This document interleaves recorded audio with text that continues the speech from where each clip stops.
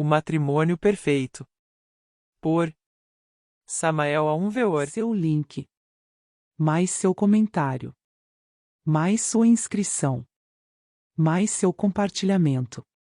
Faz esse conteúdo crescer. Nossa imensa gratidão. Capítulo 23. A serpente voadora.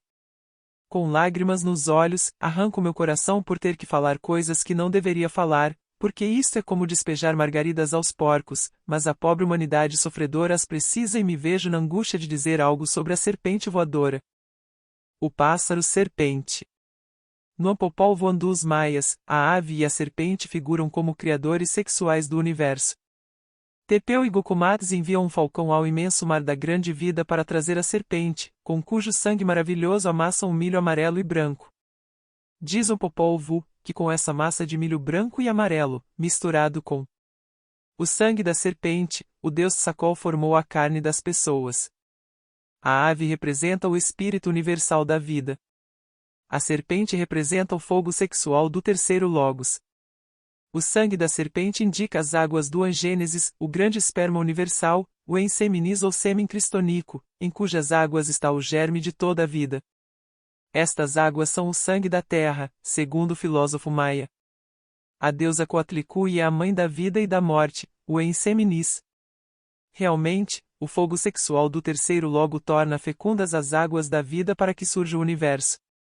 Na teogonia maia, dois deuses intervêm na criação, um que dá a vida e a forma ao homem e outro que lhe dá a consciência. O terceiro Logos torna fecundas as águas da vida e quando estas foram fecundadas, o segundo Logos intervém infundindo a consciência em todos os organismos. Os veículos de ação de todas as forças logóicas são os deuses inefáveis. O gavião HCHU, o guacamaio Amo, o Cernica Lanchissen Sembach, o Tapirantzim Axan e a serpente Anquenha são os fatores básicos dos mitos geogênicos maias. Estes símbolos são utilizados esotericamente e esotericamente. No campo esotérico ou público simbolizam fatos da tribo, acontecimentos históricos, etc. No aspecto esotérico ou secreto, a questão é altamente científica, profundamente filosófica, sublimemente artística e tremendamente religiosa. Entre os maias, o paraíso terrestre é Tamuancha, o sagrado lugar do pássaro serpente. Tamuanchas são de fato os iniciados da serpente. O mito dos Tamuanchas é o do pássaro serpente. Os Tamuanchas descendem dos toltecas, olmecas e maias. Os astecas, depois de muitas penalidades chegaram ao lago Texcoco, símbolo do sêmen cristônico, onde encontraram o pássaro e a serpente, a águia e a cobra. Coube aos astecas a alta honra de ter fundado a grande Tenochtitlán sobre a base da sabedoria da serpente. A serpente emplumada está falando claramente do pássaro serpente. A serpente emplumada foi identificada como Quetzalcóatl, o Cristo mexicano. Quetzalcóatl sempre está acompanhado dos símbolos sagrados da águia e da serpente. A serpente emplumada diz tudo. A águia do espírito é a serpente de fogo que nos transformam em deuses. O Quetzal dos maias é a serpente emplumada, o pássaro serpente. O caduceu de Mercúrio. O caduceu de Mercúrio simboliza a medula espinhal com suas duas serpentes, que indicam os canais de Ida e Pingalá, por onde ascendem os átomos solares e lunares até o cérebro. Estes são os sustenidos e bemóis do grande Fá que ressoa em toda a criação. O Akasha ascende como o fogo flamígero pelo canal medular, e seus dois polos de energia fluem por Ida e Pingalá. Do canal medular e de seus dois canais, que como serpentes se enroscam na espinha dorsal, se origina uma circulação que parte da passagem central, para distribuir-se logo por todo o organismo. Ida e Pingalá partem dos órgãos sexuais. Ida está à esquerda do canal medular e Pingalá à direita. Na mulher esta ordem é invertida, as linhas terminam na medula oblonga. Este par de cordões são semi-etéricos, semifísicos, correspondem às dimensões superiores do espaço. As asas ígneas. Quando os átomos solares e lunares se unem na base da espinha dorsal, desperta a serpente ígnea de nossos mágicos poderes. Esta ascende lentamente entre as delícias inefáveis do matrimônio perfeito. A serpente goza com o encanto do amor. Quando a serpente chega à altura do coração, recebemos as asas ígneas, as asas do caduceu de Mercúrio. Então a serpente tem plumas. Este é o Quetzal, o pássaro-serpente, a serpente emplumada. Todo iniciado que se transforma em pássaro-serpente pode voar aos mundos superiores. Pode entrar nos diferentes departamentos do reino, pode viajar em corpo astral à vontade, pode viajar com os veículos superastrais, pode viajar com seu corpo físico entre a quarta dimensão, é um pássaro-serpente. A serpente-pássaro pode escapar-se de um sepulcro lacrado, pode caminhar sobre as águas como demonstrou Jesus, o Cristo, pode atravessar uma rocha de lado a lado, sem receber nenhum dano, como demonstraram os discípulos do Buda, pode voar com seu corpo físico pelos ares, etc., etc. Faraó. Ida é masculino e Pingala é feminino. Aqui estão os sustenidos e bemóis do grande Fá que ressoa na natureza. Fá corresponde aos átomos solares. Rá aos átomos lunares, ao fogo flamígero que acende pelo canal central. É necessário aprender a pressionar estes sustenidos e bemóis com o poderoso mantra Faraó para sair no corpo astral consciente positivamente. Com o mantra destes sustenidos e bemóis podemos sair em astral. No Egito, quando o iniciado recebia as asas ígneas, era condecorado no templo com um par de asas que se fixavam na túnica à altura do coração. Quando Jesus de Nazaré abriu suas asas ígneas, foi condecorado pessoalmente pelo faraó do Egito. A posição em que Jesus se deitava para sair no astral era como a do Shakmuol. Mas a cabeça bem baixa sem travesseiros. As plantas dos pés sobre a cama, as pernas dobradas e os joelhos levantados. Assim, o grande sacerdote adormeceria tocando sua lira maravilhosa da espinha dorsal. Todo mantra Faraó divide-se em 3 sílabas assim, Faraó. O Fá é da escala musical. O Rá é como um som grave, deve-se vocalizar com um duplo R. Venha recordar-nos o mantra Om da Índia, somente que neste caso, em vez de levar a consoante M, leva a consoante N em Om. Em geral podemos dar-lhe ao mantra Faraó toda a entonação, com o grande Fá, que ressoa em toda a criação. Aconselhamos vocalizar mentalmente. O discípulo deve adormecer cantando este mantra e com a imaginação e a vontade concentradas nas pirâmides do Egito. É necessário exercício e muita paciência. A serpente voadora. Os magos brancos e os magos negros utilizam a serpente voadora para viajar em corpo astral ou com o corpo físico em estado de jinas. Os magos brancos, em meditação profunda, sabem rogar e suplicar a serpente de bronze para que os transporte a qualquer lugar da Terra ou do cosmos, e a serpente voadora os transporta. Os magos negros rogam a serpente tentadora do Éden e esta os leva ao abismo, ou aos salões de bruxaria, ou às reuniões de bruxas, etc. A serpente de bronze sobe pelo canal medular. A serpente tentadora desce pelo cóccix até os infernos atômicos da natureza. Esta é a cauda de Satã. Os diabos têm o poder na cauda. Bendita seja a divina Mãe Kundalini. Benditos os que voam com o poder da Mãe Adorável. Desgraçados aqueles que se movem com o poder de Santa Maria, a serpente tentadora do Éden. O Kundalini descendo. Infeliz aquele que voa com o poder tenebroso de Santa Maria. Para esses, o abismo e a segunda morte. Estado de jinas. O ponto é uma fração transversal da linha. A linha é uma fração transversal do plano. O plano é uma fração transversal do corpo. O corpo é a fração transversal de um corpo tetradimensional, quer dizer, de 4 dimensões. Todo corpo é tetradimensional, tem 4 dimensões. A quarta coordenada ou quarta vertical é fundamento básico de toda a mecânica. O espaço intermolecular corresponde à quarta dimensão. Neste mundo tridimensional, comprido, largo e alto, jamais vemos um corpo completo. Somente vemos lados, planos, ângulos, etc. A percepção é, pois, incompleta e subjetiva. Na quarta dimensão a percepção é objetiva. Ali vemos os corpos pela frente e por trás, por cima, por baixo, por dentro, por fora, quer dizer completos. Na quarta dimensão todos os objetos aparecem completos de forma simultânea, a percepção é objetiva ali. Com o poder da serpente voadora podemos tirar o corpo físico dentre o mundo de 3 dimensões e passá-lo à quarta dimensão.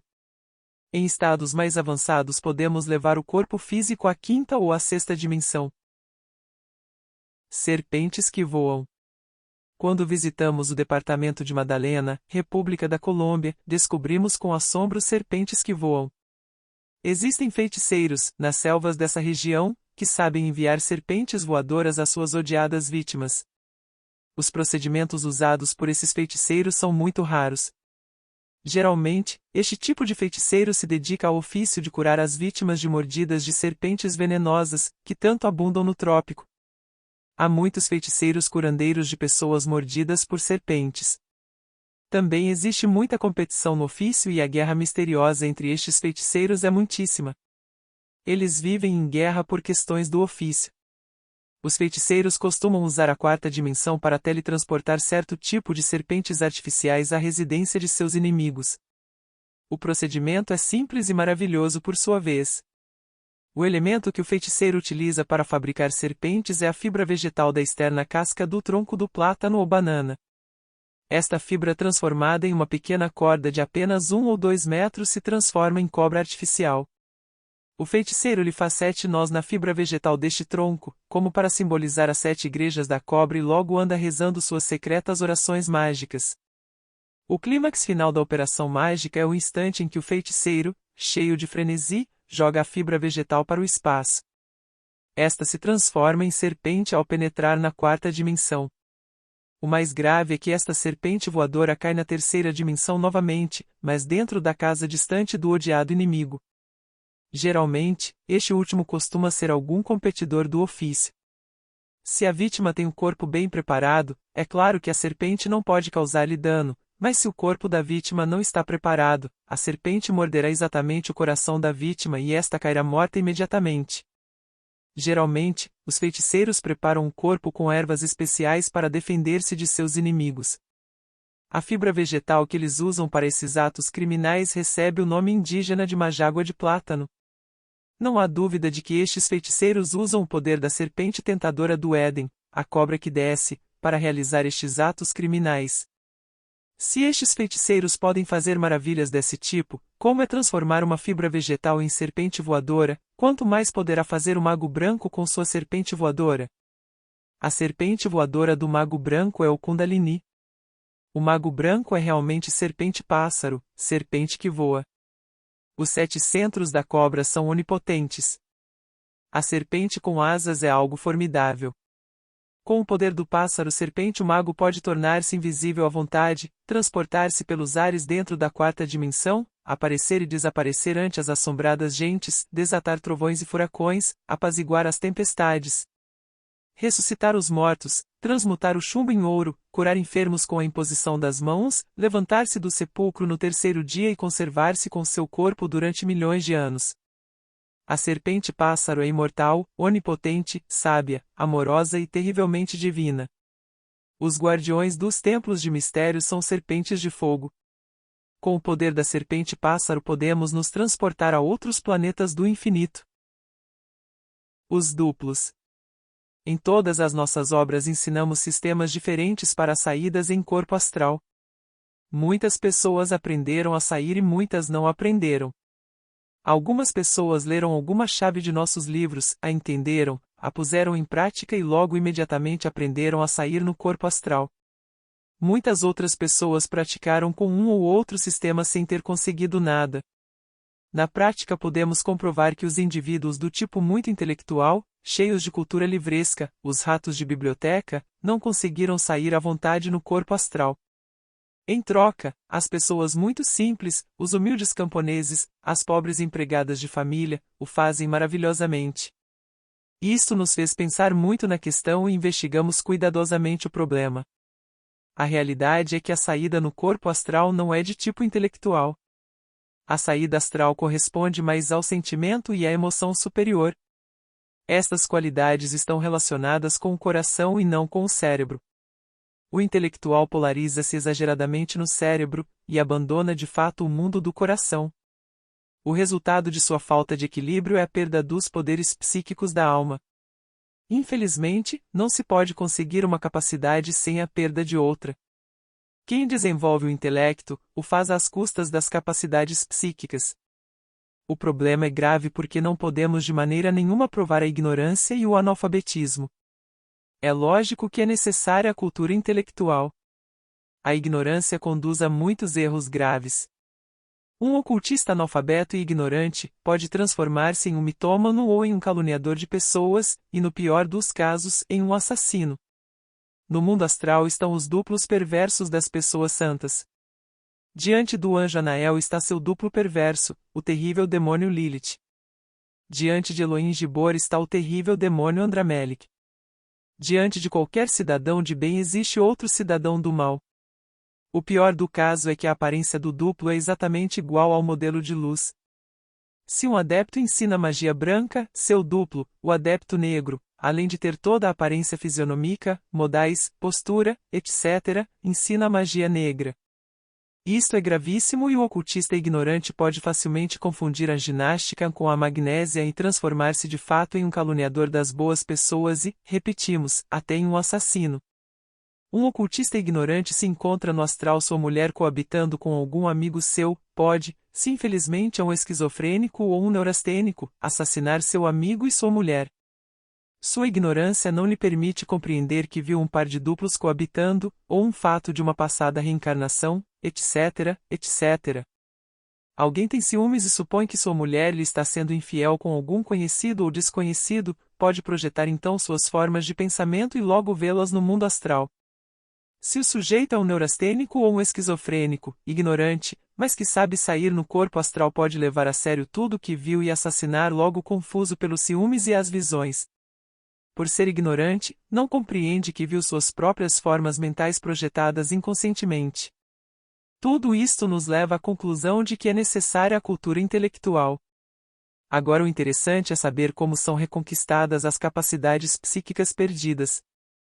Um homem cheio de uma brilhante percepção iluminada e com todas suas capacidades psíquicas em plena atividade é de fato e por direito próprio um verdadeiro iluminado.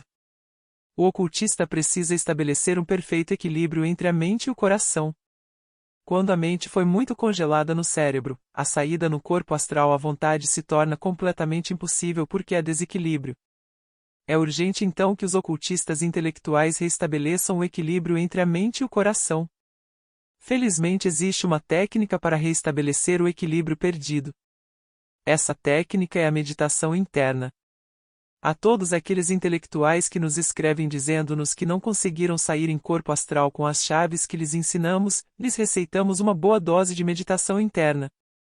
É urgente que bebam do vinho da meditação entre a taça da perfeita concentração. O Cárdias. O Cárdias é o centro magnético do coração. Este centro foi maravilhosamente descrito nos versículos 22 a 27 de Anshachakra Nirupana. Vejamos. O loto do coração é da cor da flor banaduca e em suas 12 pétalas estão as letras Ka e Takum Bindu sobre elas, da cor vermelhão. No pericarpo está o hexagonal Vayu Mandala de cor esfumaçada e em cima o Suriva Mandala com o tricona que reluz como se tivesse 10 milhões de relâmpagos em seu interior. Sobre ele está o Vayu Bija, da cor de fumo, sentado em um antílope negro, com 4 braços e empunhando o acicate, angústia. No colo de Vayu Bija está Ishol de 3 olhos. Como Angsa, Angsafa, estende os braços para outorgar dons e dissipar o temor. No pericarpo deste loto e sentado em um loto está Shakti Kilini. Tem 4 braços e usa um laço corrediço, Pacha, a caveira, Kapala, e faz os sinais para outorgar e dissipar o temor. É de cor dourada com vestimentas amarelas, enfeitadas com todo tipo de joias e uma grinalda de ossos. Seu coração é suavizado com néctar. No meio do tricoma está Shiva na figura de Vanalinga com a meia-lua e Bindu em sua cabeça. É da cor de ouro.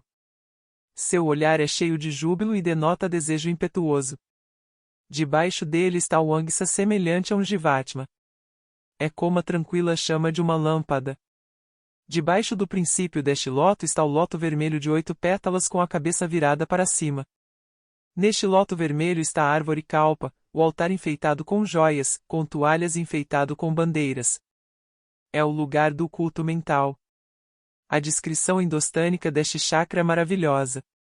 Menciona-se o número de pétalas, o princípio do ar, Vayu, Shiva, a força sexual, com seu lingam e a meia-lua, etc., etc., assinalando o coração como o altar do culto mental, o centro maravilhoso da meditação. Sobre o parágrafo transcrito do povo indostânico pode-se escrever vários volumes. O Cardias é o centro magnético relacionado com as viagens astrais.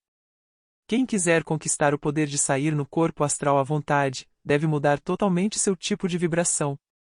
Isto somente é possível desenvolvendo o Cardias. A saída astral é muito mais emotiva e sentimental. O intelecto frio nada tem a ver com as saídas em corpo astral. O cérebro é lunar. O coração é solar. Para sair à vontade em corpo astral é necessário a emoção superior, certo tipo de emotividade, o sentimento, uma supersensibilidade muito especial e sono combinado com meditação. Estas qualidades somente são alcançadas com o desenvolvimento do Cardias. O Anshiva Samhita, falando sobre o Cardias, disse: o yogi adquire imensos conhecimentos, conhece o passado, o presente e o futuro, tem clareaudiência e clarividência e pode ir pelos ares aonde quer que lhe agrade. Vê os adeptos e as deusas yogis, obtém a capacidade chamada Keshari, e vence as criaturas que se movem no ar. Quem medita diariamente sobre o oculto Banalinga, sem dúvidas consegue as capacidades psíquicas chamadas Keshari, mover-se pelos ares no corpo astral ou adquirir também o poder de pôr o corpo em estado de jinas, e Bushari, ir à vontade por todos os âmbitos do mundo. Prática. O devoto deve concentrar-se em seu coração, imaginando que ali há raios e trovões, nuvens que vão perdendo-se no ocaso, impulsionadas pelos fortes furacões. Imagine o gnóstico muitas águias voando por entre esse espaço infinito que está dentro, bem dentro de seu coração. Imagine os bosques profundos da natureza, cheios de sol e de vida, o canto dos pássaros e o assovio doce e agradável dos grilos do bosque. Durma-se o discípulo imaginando tudo isto, e imagine-se agora que no bosque há um trono de ouro onde se senta a deusa Kakini, uma mulher muito divina. Durma-se o gnóstico meditando em tudo isto, imaginando tudo isto. Pratique 1 hora por dia, e se praticar 2 ou 3 ou mais horas por dia tanto melhor. Pode praticar sentado em uma poltrona confortável, ou deitado no chão ou em sua cama, com os braços e as pernas abertas à direita e à esquerda em forma de estrela de 5 pontas. O sono deve ser combinado com a meditação. Deve haver muita paciência. Com paciência infinita se consegue estas maravilhosas faculdades do Cardias. Os impacientes, aqueles que tudo querem rapidamente, aqueles que não sabem perseverar toda a vida, é melhor que se retirem porque não servem. Os poderes não são conseguidos brincando e tudo custa. Nada nos é dado de presente. O templo da serpente pássaro. O coração é o templo da serpente pássaro. É necessário saber amar. A serpente pássaro oficia no templo do coração tranquilo. É urgente ser devorado pela serpente. Quem é devorado pela serpente, transforma-se de fato em serpente pássaro. Somente com a magia sexual e o amor do coração desperta a serpente que logo nos devora. Quando a serpente chega à altura do coração recebe as asas ígneas. Então transforma-se em serpente pássaro. É urgente saber viver a vida conjugal. As brigas entre cônjuges são do Satã. Este luta contra a serpente pássaro. Este quer danificar a grande obra. É necessário compreender a necessidade de tolerar os defeitos do cônjuge porque ninguém é perfeito. Vale mais o trabalho na forja acesa de Vulcano que todos os defeitos do cônjuge. É uma bobagem pôr a perder todo o trabalho para dar gosto a Satã. No coração está o templo da serpente emplumada e não devemos profaná-lo pecando contra o amor. A senda do matrimônio perfeito é sabedoria e amor. Devemos amar conscientemente. Devemos adorar nossos piores inimigos, devolver bem por mal. Assim, sabendo amar, nos preparamos para a festa do coração tranquilo. Hermes Trismegisto disse em sua tábua de esmeralda: te dou amor no qual está todo o sumo da sabedoria. Outro tipo de mete-medo. Há muitos pseudo-ocultistas e pseudo-esoteristas que propagam mete-medos contra as saídas voluntárias no corpo astral. Resulta falso e prejudicial para a grande obra do Pai meter-lhe medo à pessoa sobre a saída no corpo astral. Realmente, a saída em corpo astral não tem nenhum perigo porque todos os seres humanos saem em corpo astral durante as horas do sono normal. Infelizmente, as pessoas andam em corpo astral com a consciência adormecida. As pessoas não sabem sair à vontade em corpo astral. Não existe perigo algum em tornar-se consciente de suas próprias funções naturais, que são comer, beber, casar-se e sair em corpo astral. Todas estas funções são completamente naturais. Se a saída em corpo astral fosse perigosa, como afirmam os propagadores de mete-medos, já não haveria pessoas vivendo sobre a Terra, porque todo mundo sai em corpo astral e, o que é pior, com a consciência adormecida, e, contudo, nada ocorre. Então, o que? Atualmente o planeta Mercúrio está saindo de uma noite cósmica. Conforme vai saindo de seu estado de repouso, as hierarquias deste planeta se tornarão mais e mais ativas. Os senhores de Mercúrio se propõem a ensinar aos habitantes da Terra, de forma prática, a arte de entrar e sair do corpo físico à vontade. Em um futuro todo ser humano deve sair conscientemente em corpo astral. Esta é, pois, uma lei da natureza. Um mandamento cósmico e tudo o que se oponha contra essa lei é delito. Realmente, os propagadores deste tipo de mete-medos atuam inconscientemente como magos negros quando propagam este gênero especial de mete-medos. O objetivo especial do espírito universal da vida é tornar-se autoconsciente em todas as dimensões do espaço. Em princípio, o espírito universal da vida não se conhece a si mesmo. É feliz, mas não tem consciência de sua própria felicidade. A felicidade sem consciência de si mesma não é felicidade. O espírito universal da vida desce até a matéria para fazer a consciência de si mesmo. A grande realidade surge de seu próprio seio na aurora de todo o universo e contempla a si mesma no espelho vivo da natureza. Assim é como chega a conhecer-se a si mesma. Deste modo cria-se uma atividade mental vibratória, por meio da qual a grande realidade contempla suas imagens infinitas no cenário cósmico. Esta atividade, que saindo da periferia se dirige ao centro, é chamada mente universal. Todos vivemos submersos entre o oceano infinito da mente universal.